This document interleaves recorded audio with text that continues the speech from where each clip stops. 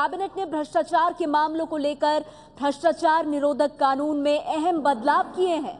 भ्रष्टाचार में पकड़े जाने पर न्यूनतम सजा 3 साल होगी, अधिकतम 7 साल सजा हो सकती है। 2 साल में केस का निपटारा किया जाएगा। और एक और अहम बात यह है कि रिटायर हो चुके कर्मचारियों के लिए सरकार से इजाजत लेनी होगी। तो ये अहम बदलाव, भ्रष्टाचार से जुड़े कानून में बदलाव जिन पर मोहर लगाई है कैबिनेट ने। एबीपी न्यूज संवाददाता प्रशांत हमारे साथ जुड़ गए हैं। प्रशांत, इन बदलावों को जिस पर कैबिनेट ने मोहर लगाई है कैसे देखा जाए?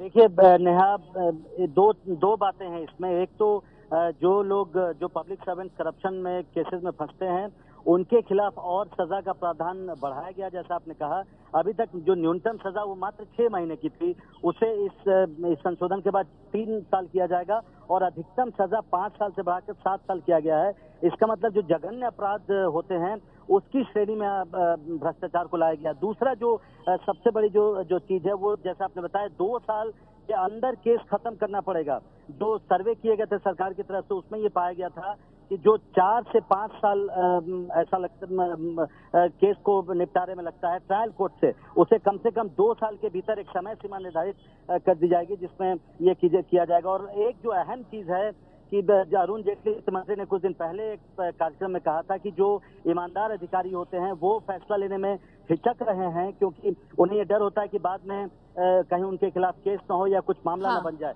इसलिए उनको एक प्रोटेक्शन देते हुए ये सरकार ने कहा है इसमें संशोधन करके जो रिटायर भी कर चुके होंगे पब्लिक सर्वेंट, उनके खिलाफ अगर जांच होनी है तो उसके लिए पहले। प्रशांत, एक बार फिर से समझाइए, दरअसल ये ऐसा फैसला क्यों लिया कैबिनेट ने कि जो रिटायर हो चुके कर्मचारी उनके लिए भी कोई अगर कदम उठाना होगा तो बिना इजाजत के नहीं हो सकता?